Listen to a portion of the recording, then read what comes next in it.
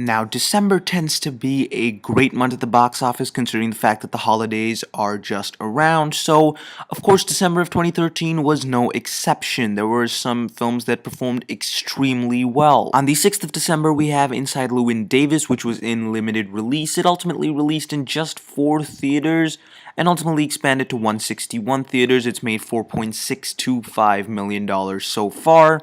Out of the Furnace released in over 2,000 theaters at one point, but it just didn't perform that well. It made only $11.121 million compared to a budget of $22 million. That is not so great.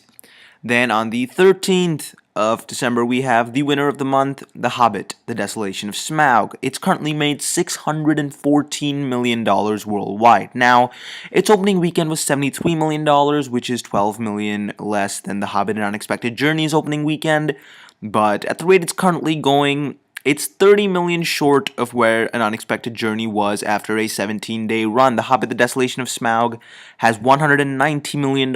It could probably get to $285 million in the US alone, but I think it'll do far better in foreign territories than the original film did. So if it's going for the $1 billion, chances are still pretty existent. Also on December 13th, which ultimately had a wide release a week later, American Hustle. It's currently made $61 million for a production budget of $40 million for an R-rated film like this to already make $60 million even before awards have been, nominations have been announced for certain award shows.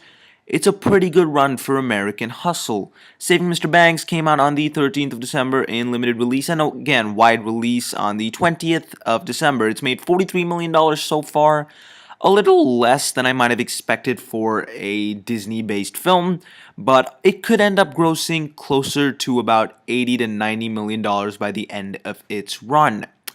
On December 18th, in fact, we have Anchorman 2, The Legend Continues. Anchorman 2 opened to number 2, unfortunately, with $26 million. It currently has $85 million in the US alone, and it's got over $100 million worldwide so far. I think it will definitely outgross the original Anchorman film. It's already $2 million shy of doing that. Then again, that film released in 2004. But if you take a look at a worldwide perspective, Anchorman 2 is already winning. And this was perhaps one of the most packed Christmases that I've seen in a long time. And shockingly, none of the Christmas releases managed to take the top spot at the box office. In fact, the top 2 spots were by The Hobbit, The Desolation of Smaug, and Frozen, 2 films that released weeks earlier. One of the Christmas films was 47 Ronin, which it opened to $9.869 million. Then again, it released on a Wednesday, but on the opening weekend, it made $9.8 million. $42 million worldwide for a budget of $200 million. That's a little disappointing. And the current estimate is that there's going to be a massive loss for the studio. Around $175 million is the expectation, if I'm not mistaken.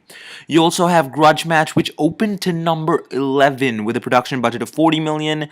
It's only got $13 million so far. It may break even if it's lucky this award season, if it does well overseas, but I really can't say right now. You have The Secret Life of Walter Mitty, which opened to number 7. Again, a big shocker. I thought this would do really well from a family perspective. And it opened to $13 million, opened at number 7. And worldwide, it's $52 million right now with a production budget of $90 million. It's a PG-13 film as well. It's Ben Stiller. So I thought that families may want to go see it. Ultimately, though, I think it will cross its budget, especially overseas. 25 out of the 52 million that it currently has is from the US, and I think it has the potential to reach about $150 million. Then a big shocker, to me at least, was The Wolf of Wall Street. It opened to number 5 with $18.5 million on the 3-day weekend, even though it did open on Christmas, and it has $34 million under its belt in about a 5 to 6 day run. I think that's pretty good.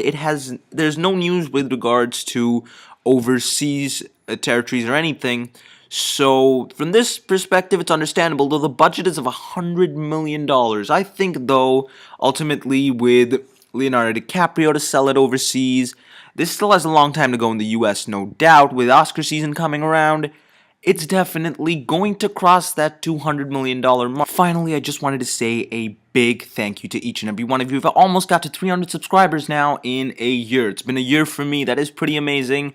Of course, I'm coming back next year. There's no way I can't do this. I love it. I enjoy it. There have been times where I've been off and on, but I'm gonna stick to it, and I'm so happy with each and every one of you. I want to thank you from the bottom of my heart that you've shown your support, you've watched my videos, I've read every comment, taken every suggestion, and yeah, I'm going to be coming back, and I am going to do the best that I can to put up the best quality videos for you guys. Thank you so much, and until next time, this is Mr. FilmJack.